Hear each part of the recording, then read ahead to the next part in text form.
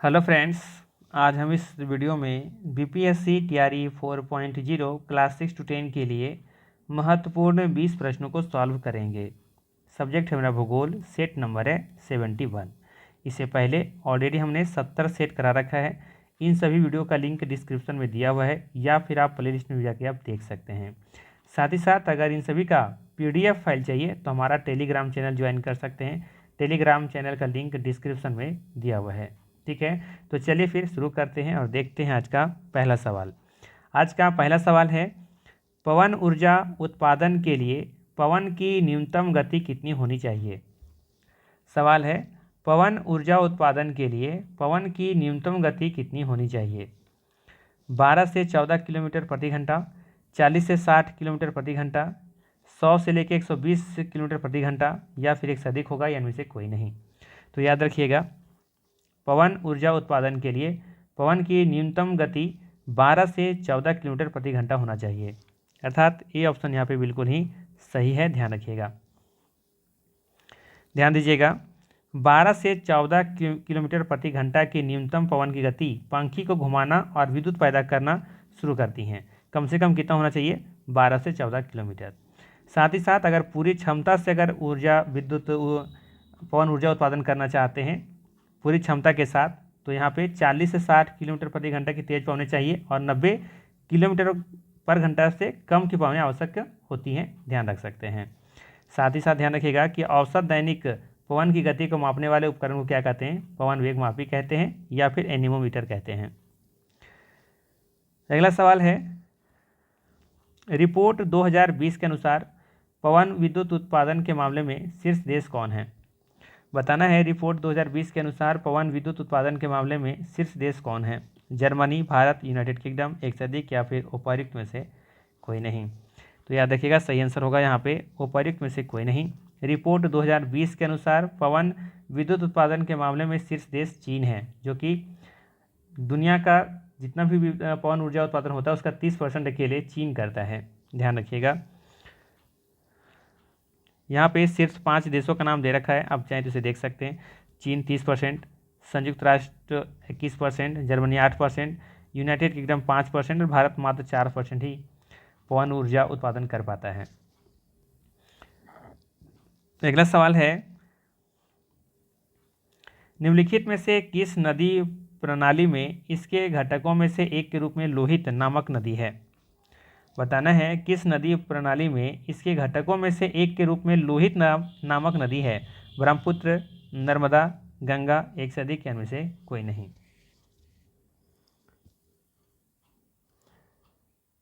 ध्यान रखना है, ब्रह्मपुत्र नदी प्रणाली में इसके घटकों में से एक के रूप में लोहित नामक नदी है, अर्थात ये ऑप्शन यहाँ पे बिल्कुल ही सही होगा।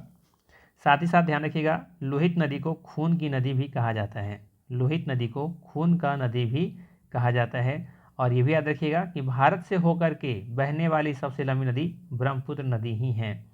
ब्रह्मपुत्र नदी के बारे में बात करें कि इसका उद्गम कहाँ से होता है, तो याद रखना है, ये आपका जो ग्लेशियर है मानसरोवर झील के निकट एक ग्लेशियर है ना, चेमा युंगडुंग करके जो है ना, वहाँ से ये इसका उद्गम होता है। और ये भी याद रख सकते हैं कि ब्रह्मपुत्र नदी को तिब्बत में सांगपो कहते हैं, अरुणाचल प्रदेश में दिहांग कहते हैं और असम में ब्रह्मपुत्र नदी कहते हैं। ठीक है, तो इन सब चीज़ों को ध्यान रखिएगा। और हाँ, बांग्लादेश को ब्रह्मपुत्र को किसके नाम से जानते हैं, जमुना के नाम से जानते हैं।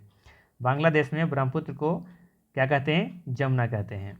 ठीक है, तो इन सब चीज़ों को ध्यान रखनी है। और यहाँ पे ए ऑप्शन सही है। यहाँ सारी चीज़ों को यहाँ पे लिख दी गई हैं, PDF फाइल में आपको मिल जाएगा, परेशान होने वाली बात नहीं है। ठीक है, चलिए अगला सवाल है, जनसंख्या की वहन क्षमता किसके द्वारा निर्धारित की जाती है। जनसंख्या की वहन क्षमता किसके द्वारा निर्धारित की जाती है। जन्म दर, सीमित संसाधन, जनसंख्या वृद्धि दर, एक से अधिक होगा या इनमें से कोई नहीं। आसान सा सवाल है, ध्यान रखिएगा, जनसंख्या की वहन क्षमता सीमित संसाधन के द्वारा निर्धारित की जाती है। बी ऑप्शन यहाँ पे सही होगा। साथ ही साथ ध्यान रखिएगा, किसी जनसंख्या के जीवों की वह संख्या जो किसी पारिस्थितिकी तंत्र में अनिश्चित काल तक बनी रह सकती है उसे वहन क्षमता कहते हैं। ठीक ना, चलिए आगे देखते हैं। अगला सवाल है, भारत की 2011 की जनगणना के अनुसार बिहार की कुल महिला साक्षरता दर क्या थी? भारत की 2011 की जनगणना के अनुसार बिहार की महिला साक्षरता दर क्या थी? 63.68%, 53.57%, 52.89%, एक से अधिक होगा या इनमें से कोई नहीं। तो ध्यान रखिएगा, सही आंसर होगा उपर्युक्त में से कोई नहीं। भारत की 2011 के जनगणना के अनुसार बारे में बात करें तो बिहार की कुल महिला साक्षरता दर 51.5% थी। ठीक है, यहाँ पे कुछ डेटा है, मैं यहाँ पे लिख देता हूँ। ठीक है, यहाँ पे नोट नहीं हो पाया है, तो ध्यान रखिएगा। अगर हम बात करें बिहार की साक्षरता दर के बारे में,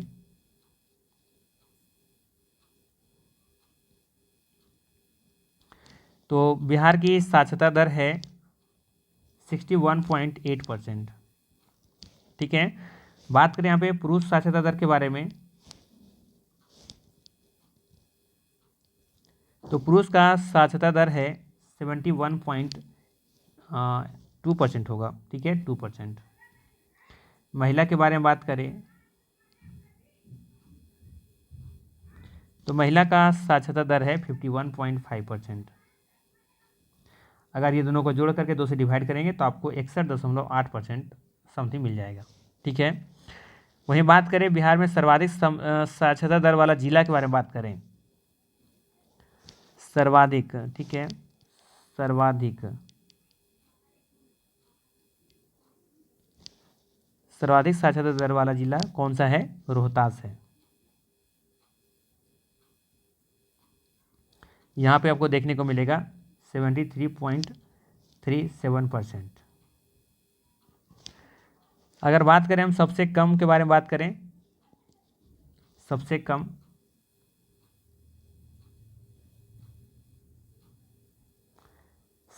साक्षरता दर कौन किसके पास है? तो ये पूर्णिया जिला है। यहाँ पे मात्र 51.08% साक्षरता दर देखने को मिलती है। वहीं बात करें बिहार में सर्वाधिक महिला साक्षरता दर के बारे में तो रोहतास होगा, और बिहार में न्यूनतम महिला साक्षरता दर कहें तो सहरसा में होगा।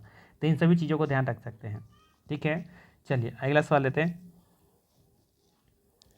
अगला सवाल है, निम्नलिखित में से कौन सा देश अमेजन नदी बेसिन का एक हिस्सा है? बताना है, निम्नलिखित में से कौन सा देश अमेजन नदी बेसिन का एक हिस्सा है? चिली, वेनेजुएला, अर्जेंटीना, एक से अधिक होगा या फिर उपर्युक्त में से कोई नहीं। सही आंसर हो जाएगा ऑप्शन नंबर बी, वेनेजुएला। ठीक है, वेनेजुएला देखेंगे कि अमेजन नदी बेसिन का एक हिस्सा है, बी ऑप्शन सही होगा। चिली और अर्जेंटीना नहीं है, आप मैप पर भी आप देख सकते हैं। ये जो आपका दिख रहा है ग्रीन पार्ट वाला, ये सभी क्या है?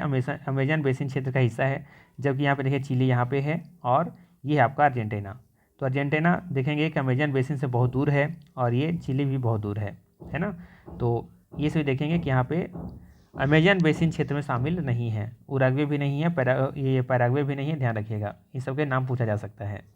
यहाँ पे कौन कौन शामिल है? तो एक ब्राज़ील है आपका, ब्राज़ील तो पूरा एरिया कवर कर रहा है। ठीक है, वेनेजुएला भी होगा, इसका देखें कुछ पार्ट हिस्सा लगा हुआ है। कोलंबिया का भी लगा हुआ है, इक्वाडोर का भी लगा हुआ है, पेरू का भी लगा हुआ है। ठीक है, गुयाना का भी होगा, और एक सूरीनाम है, एक देश है, उसका भी लगा हुआ है। तो इन सब देशों का नाम याद रख सकते हैं आप। ठीक है, चलिए।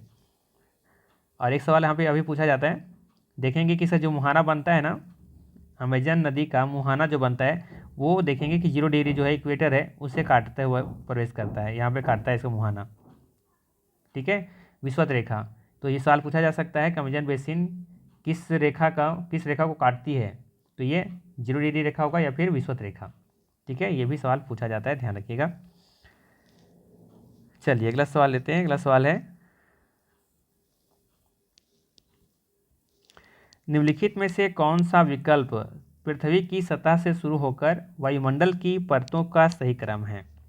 बताना है, निम्नलिखित में से कौन सा विकल्प पृथ्वी की सतह से शुरू होकर वायुमंडल की परतों का सही क्रम है? क्षोभमंडल, मध्यमंडल, समतापमंडल, तापमंडल, बहिर्मंडल। बी ऑप्शन में दे रखा है क्षोभमंडल, मध्यमंडल, तापमंडल, समतापमंडल, बहिर्मंडल। और सी में है क्षोभमंडल, समतापमंडल, मध्यमंडल, तापमंडल और बहिर्मंडल। एक से अधिक होगा, इनमें से कोई नहीं। तो अब देखेंगे यहाँ पे जो सही आंसर दिख रहा है आपको, है ना, कौन सा? सी ऑप्शन दिख रहा होगा। क्षोभमंडल है, इसके बाद समतापमंडल है, इसके बाद मध्यमंडल, इसके बाद तापमंडल, इसके बाद फिर है बहिर्मंडल। ये सही क्रम है ना। तो सबसे नीचे देखेंगे आप यहाँ पे क्षोमंडल है, इसके बाद समताप मंडल, फिर मध्य मंडल, फिर ताप मंडल और सबसे बाहर वाले को कहते हैं बहिर्मंडल। ठीक है, आप चाहें तो यहाँ पे भी इसको देख सकते हैं इस पिक्चर में। ये वाला पार्ट आपको दिख रहा होगा, ये क्षोमंडल का हिस्सा है ना। इसी में देखेंगे कि जितनी भी मौसमी घटनाएं होती हैं सब इसी में होता है ना। और देख सकते हैं यहाँ पे माउंट एवरेस्ट की देखिए ऊंचाई हम लोग जानते हैं 8,848 किलोमीटर के आसपास है ना। माउंट एवरेस्ट की हाइट देखेंगे कि इसी से थोड़ा सा और ऊपर गया हुआ है, मतलब कह सकते हैं कि क्षोमंडल की जो ऊंचाई है वो कितना है, लगभग 12 से 18 किलोमीटर के आस रेंज में है। ठीक है, तो ध्यान रखिएगा यहाँ पे।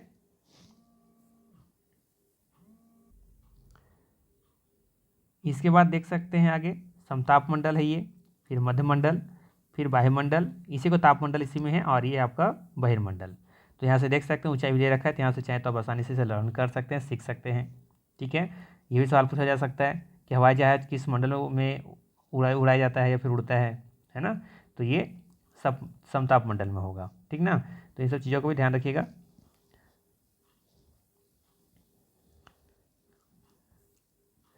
अगला सवाल है स्थानांतरणशील कृषि के स्थानीय नाम और संबंधित देश का सही युग्म है। मिल्पा रोडेशिया जो कि जिम्बाब्वे में है, लदांग मलेशिया, चेना बांग्लादेश, उपर्युक्त में से अधिक सही या फिर उपर्युक्त में से कोई नहीं। तो यहाँ पे ध्यान दीजिएगा, सही आंसर होगा बी ऑप्शन, लदांग मलेशिया में। लदांग जो है ना, लदांग एक स्थानांतरित कृषि का नाम है जो कि मलेशिया में से कहा जाता है। मलेशिया में स्थानांतरित कृषि को क्या कहा जाता है, लदांग कहा जाता है, ध्यान रखनी है। बाकी मिल्पा आप लोग को पहले भी बता चुके हैं कई बार कि ये मैक्सिको में कहा जाता है मिल्पा को, और मध्य अमेरिका में भी कहा जाता है। चेना कहाँ का है बता सकते कोई, अगर ये जानते हैं तो कमेंट करके मुझे बता सकते हैं चेना। ठीक है, तो बताए होंगे हम लोग, आप लोग को हम कभी भी कई बार बताए होंगे कि चेन्नई जो है ये श्रीलंका में जाना जाता है। ठीक है, तो ये दोनों गलत है, ये और सी। सही आंसर क्या होगा, बी ऑप्शन। इसके अलावा ध्यान रखिएगा यहाँ पे इंडोनेशिया और मलेशिया दोनों में कहते हैं यहाँ पे लदांग। ठीक है, इंडोनेशिया और मलेशिया दोनों में स्थानांतरित कृषि को कहा जाता है लदांग कहा जाता है। वहीं कर्तन धन प्रणाली कृषि को मैक्सिको और मध्य अमेरिका में मिल्पा कहा जाता है, श्रीलंका में चेना कहा जाता है, ब्राज़ील में रोका और वियतनाम में रे कहा जाता है। ठीक है, साथ ही साथ ध्यान रख सकते हैं स्थानांतरणशील कृषि को झूम कृषि एवं कर्तन धन प्रणाली आदि के नाम से जाना जाता है। और जो नहीं जानते होंगे, जो नए नए भी हैं जुड़े हुए हमसे, उनके लिए बता दूं कि ये क्या होता है, स्थानांतरणशील कृषि क्या होता है। तो ध्यान रखना है कि कर्तन दहन पद्धति में वृक्षों को काट करके एवं जला करके भूखंड को साफ करते हैं और फिर उसके बाद राख को मृदा मिला करके उस भूखंड पर कृषि करते हैं। ठीक है, सिंपल सा याद रखनी है। अगला सवाल है अधिक ग्रीनविच, ध्यान दीजिएगा, अधिक ग्रीनविच में दोपहर के 12 बजे हैं तो ग्रीनविच के 30 डिग्री पूरब में क्या समय होगा। ठीक है, 30 डिग्री पूरब में पूछा जा रहा है। तो अगर मान लेते हैं अगर ये मेरा ग्लोब है, थोड़ा सा टाइम दीजिएगा, जैसे मान लेते हैं अगर ये ग्लोब है तो ये इधर पूरब में पूछा जा रहा है। तो हम लोग जानते हैं कि ग्रीनविच से पूरब की तरफ बढ़ेंगे तो समय ऐड होगा और पीछे की तरफ जाएंगे तो समय घटेगा। अब बात है यहाँ पे 30 डिग्री पूरब जा रहे हैं तो 1 डिग्री हम लोगों ने बताया था कि 4 डिग्री ऐड होता है। अगर 1 डिग्री आगे जाते हैं तो 4 मिनट आप उसमें ऐड करेंगे। तो 30 डिग्री है तो 30 चौके कितना हो जाएगा 120 मिनट आगे ऐड करेंगे तो 120 मिनट मतलब 2 घंटा, मतलब 2 घंटा। ठीक है, तो ये 12 बज रहा है तो कितना बजेगा, 2 बज जाएगा, और वो भी शाम का समय रहेगा, दोपहर का समय रहेगा, अर्थात इसका सही आंसर क्या हो जाएगा, सी ऑप्शन। अगर यही पूछा जाता कि अधिक ग्रीनविच में दोपहर के 12 बजे हैं तो ग्रीनविच के 30 मिनट पश्चिम में क्या समय होगा, तो 2 घंटा घटा देते तो सुबह 10 बजे होता आंसर। ठीक ना, चलिए अगला सवाल लेते हैं। अगला सवाल है महासागरीय परपटी के मुख्य खनिज घटक क्या हैं। बताना है महासागरीय परपटी के मुख्य खनिज घटक क्या हैं। सिलिका और निकेल, सिलिका और मैग्नीशियम, सिलिका और एल्यूमिना, एक से अधिक या फिर इनमें से कोई नहीं। तो याद रखना है महासागरीय परपटी के मुख्य खनिज घटक सिलिका और मैग्नीशियम हैं। बी ऑप्शन यहाँ पे सही होगा, याद रखनी है। अगला सवाल है भारत के खनिज तेल पेट्रोलियम उत्पादक क्षेत्र और इसकी अवस्थितियों का सही युग्म है।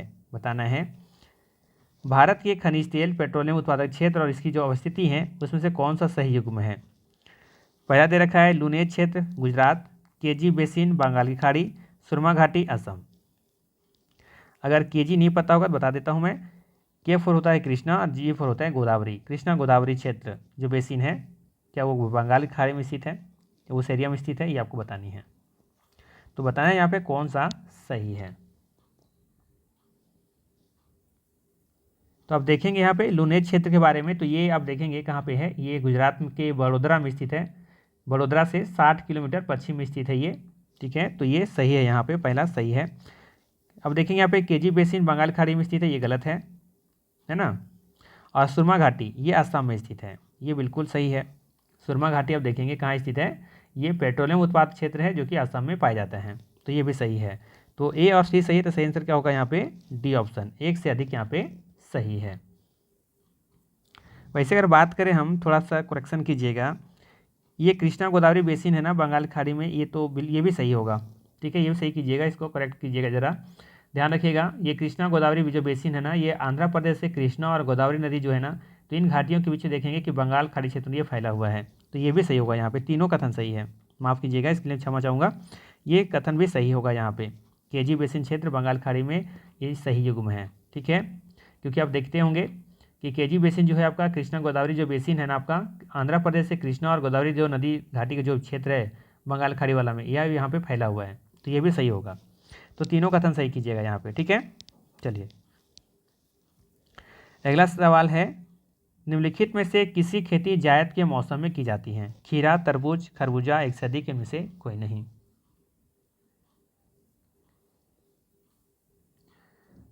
तो ध्यान रखिएगा, जायद फसलें मुख्यतः ग्रीष्मकालीन होती हैं। इसके अंतर्गत आप देखेंगे तो खीरा, ककड़ी, तरबूज, खरबूज, करेला आदि प्रमुख फसल उगाए जाते हैं। तो यहाँ पे देखेंगे सभी आंसर सही दिख रहा है, तो डी ऑप्शन सही होगा, ध्यान रखना है, ठीक है। और ये भी याद रख सकते हैं कि जायद जो फसलें होती हैं ना, ये मार्च अप्रैल में इसकी बुआई की जाती हैं और जून जुलाई में से काट लिया जाता है, ठीक ना। चलिए और भी कुछ यहाँ पे इंपॉर्टेंट फैक्ट दे रखा है, इसको आप चाहें तो रीड कर सकते हैं PDF फाइल में। अगला सवाल है, भूकंप के संबंध में निम्नलिखित में से कौन सा कथन सत्य है। पहला दे रखा है, धरातल पर उद्गम केंद्र के ऊपर के स्थान को अधिकेंद्र कहते हैं। जानवरों के व्यवहार का अध्ययन स्थानीय लोगों के द्वारा अपनाई गई भूकंप की भविष्यवाणी के तरीकों में से एक है। पी तरंगे अनुप्रस्थ तरंगे हैं, एक से अधिक सही है, फिर उपयुक्त में से कोई नहीं। तो बात करें पहला कथन के बारे में, दे रखा है धरातल पर उद्गम केंद्र के ऊपर के स्थान को अधिकेंद्र कहते हैं, बिल्कुल सही है। जानवरों के व्यवहार का अध्ययन स्थानीय लोगों के द्वारा अपनाई गई भूकंप की भविष्यवाणी के तरीकों में से एक है, ये भी सही है ना। जो स्थानीय लोग होते हैं जानवरों के व्यवहार से अध्ययन कर लेते हैं कि हाँ ये भूकंप आने वाला है, तो ये भविष्यवाणी करते हैं लोग, तो ये भी सही है। और पी तरंगे अनुप्रस्थ तरंगे, ये कथन गलत है, ध्यान रखना है। पी तरंगे अनुप्रस्थ तरंगे नहीं होती हैं, ठीक है, याद रखनी है। पी तरंगे अनुदैर्ध्य तरंगे होती हैं, और ये ठोस, द्रव, गैस, ये तीनों में से होकर के गुजर सकती हैं, ध्यान रखनी है। पी तरंगे ठोस, द्रव, गैसीय पदार्थ, ये तीनों में से होकर गुजर सकती हैं, और ये अनुप्रस्थ नहीं होती हैं, ये लॉन्गिट्यूडनल होती हैं, अनुदैर्ध्य तरंगे होती हैं, ठीक है। तरंगे 3 प्रकार की होती हैं, पी, एस और एल। पी प्राइमरी तरंगे हैं, एस सेकेंडरी तरंगे, तो ध्यान रखना है एस तरंगे जो होती हैं वो अनुप्रस्थ और गौण तरंगे होती हैं। एस तरंगे है ना आपका, जो एस तरंगे हैं ये क्या होती हैं, अनुप्रस्थ होती हैं। और ये याद रखिएगा, ये प्रकाश की तरंगे भांति व्यवहार करता है, प्रकाश की तरंगों की भांति ये व्यवहार करती हैं, और यह सिर्फ ठोस में चल सकती हैं। कौन सा, एस तरंगे, ठीक है। और एक होता है आपका एल तरंगे, इसे बोलते हैं धरातलीय तरंगे, ये पृथ्वी के ऊपरी भाग को ही प्रभावित करता है। और ये भी ध्यान रखिएगा कि एल तरंगे सबसे लंबा मार्ग तय करती हैं, इनकी गति बहुत धीमी होती है, लेकिन ये धरातल पर इसका जो प्रभाव होता है ना सबसे विनाशकारी होता है, किसका, एल तरंगे का, ठीक है, तो याद रखिएगा। चलिए अगला सवाल लेते हैं। अगला सवाल है, निम्नलिखित में से कौन सा कथन उत्तरी अमेरिका महाद्वीप की लेक सुपीरियर के संबंध में सत्य है। पहला दे रखा है, यह कनाडा और USA के मध्य भौगोलिक सीमा बनाती हैं। दूसरा दे रखा है, यह दोनों देशों के मध्य लगभग 1700 किलोमीटर लंबी सीमा बनाती हैं। तीसरा है, यह विश्व का खारे जल का सबसे बड़ा झील समूह है, एक से अधिक होगा, या फिर उपयुक्त में से कोई नहीं। ध्यान रखना है, इसमें सही आंसर है आपका ऑप्शन नंबर ए, यह कनाडा और USA के मध्य भौगोलिक सीमा बनाती हैं। ए ऑप्शन यहाँ पे बिल्कुल ही सही है, ध्यान रखनी है। साथ ही साथ यहाँ पे ये भी ध्यान रखना है कि ये विश्व का खारे जल का सबसे बड़ा झील नहीं है, ठीक है। विश्व का सब खारे झील के बारे में बात करें तो सबसे बड़ा झील है आपका कैस्पियन सागर, ठीक है। ध्यान रखना है, क्षेत्रफल और आयतन के आधार पर विश्व की सबसे बड़ी झील कैस्पियन सागर है, जो कि रूस में है, जो कि खारे पानी की झील है। ठीक है, वहीं बात करें मीठे पानी का झील के बारे में, तो ये सुपीरियर झील, ये क्षेत्रफल की दृष्टि से ताज़े पानी का या फिर मीठे पानी का ये सबसे बड़ा झील है।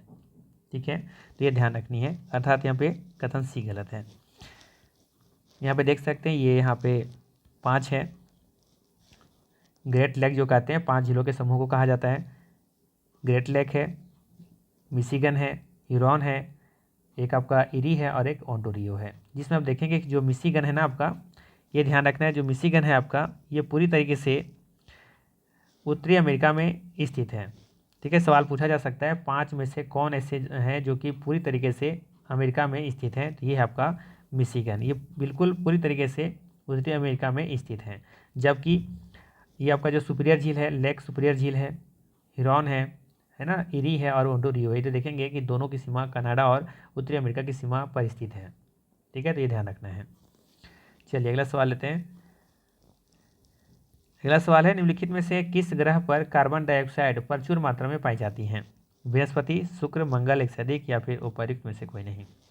ध्यान रखिएगा, शुक्र ग्रह और मंगल ग्रह पर प्रचुर मात्रा में कार्बन डाइऑक्साइड पाई जाती हैं, अर्थात डी ऑप्शन यहाँ पे सही होगा। ध्यान रखिएगा, शुक्र और मंगल ग्रह के वायुमंडल में 98% से ज़्यादा कार्बन डाइऑक्साइड और नाइट्रोजन गैस यहाँ पे मौजूद है, ध्यान रखनी है, जिसमें कार्बन डाइऑक्साइड की जो मात्रा है वो सबसे अधिक है, ये भी याद रख सकते हैं। अगला सवाल है, कोपेन के जलवायु वर्गीकरण का मुख्य आधारित तत्व किसे माना जाता है? कोपेन के जलवायु वर्गीकरण का मुख्य आधारित तत्व किसे माना जाता है? वनस्पति, उच्चावच, तापमान एवं वर्षा, एक से अधिक या इनमें से कोई नहीं। सही आंसर होगा यहाँ पे सी ऑप्शन, तापमान एवं वर्षा। कोपेन के जलवायु वर्गीकरण का मुख्य आधारित तत्व तापमान एवं वर्षा है, सी ऑप्शन यहाँ पे सही है, ध्यान रखनी है।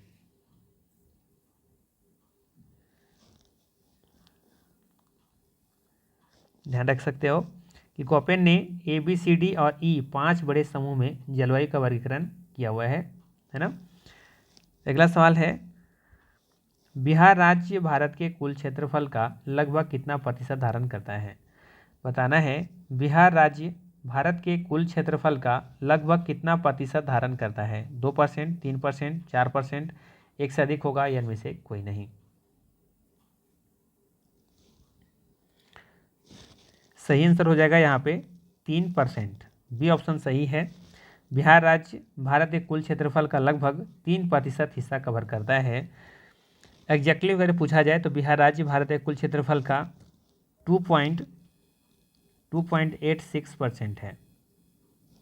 ठीक है, बिहार राज्य भारत के कुल क्षेत्रफल का 2.86% धारण करता है। वहीं बात करें बिहार भारत के कुल जनसंख्या का कितना परसेंट धारण करता है, तो याद रखना 8.60% धारण करता है। ठीक है, तो दोनों डेटा आपको याद रखनी है।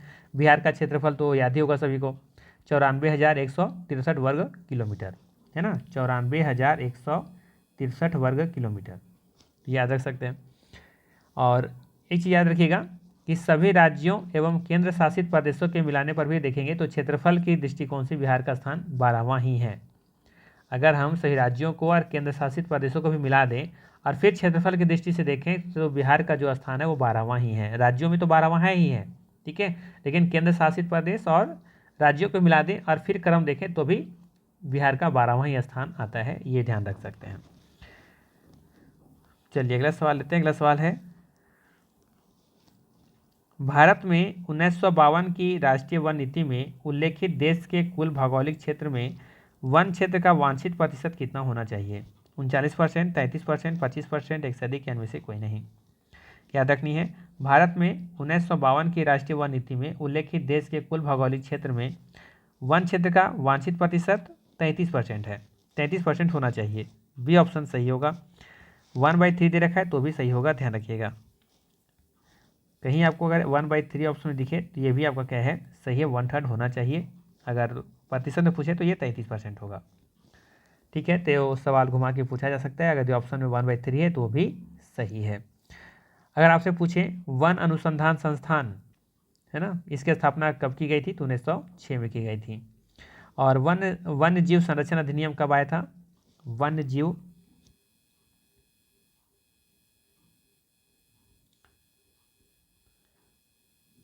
संरक्षण अधिनियम ये आया था आपका 1900, आपका आया था कितना में? 1972 में। ठीक है, वही बात करें वन संरक्षण अधिनियम, वन संरक्षण अधिनियम ये कब आया था? ये आया था 1980 में। तो ध्यान रखना है दोनों में थोड़ा सा डिफरेंस है दोनों में, है ना। वन जीव संरक्षण अधिनियम 1972 का है और वन संरक्षण अधिनियम 1980 में पारित किया गया था, लागू किया गया था और लाया गया था 1972 में।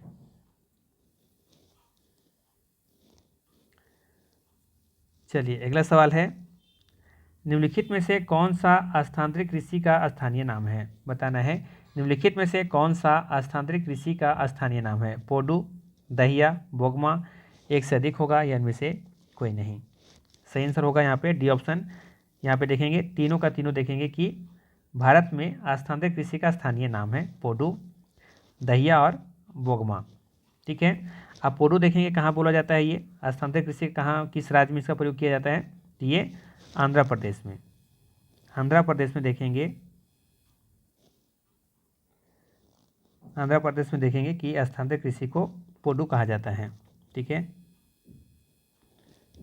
दहिया या फिर वेवर, है ना, दहिया या फिर वेवर ये मध्य प्रदेश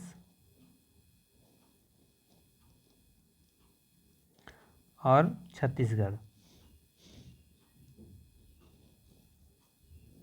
ठीक है, बोगमा ये जो है ना ये मेघालय में कहा जाता है, मेघालय, है ना, ध्यान रखिएगा।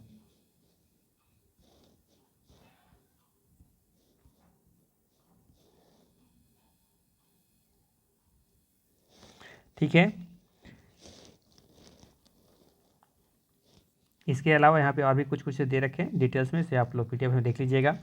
तो ये था महत्वपूर्ण 20 प्रश्न। अगर वीडियो अच्छा लगा हो तो लाइक जरूर कीजिएगा, चैनल पर नए हैं तो सब्सक्राइब कर लीजिएगा। बाकी फिर मिलते हैं हम लोग नेक्स्ट वीडियो में। Thanks for watching.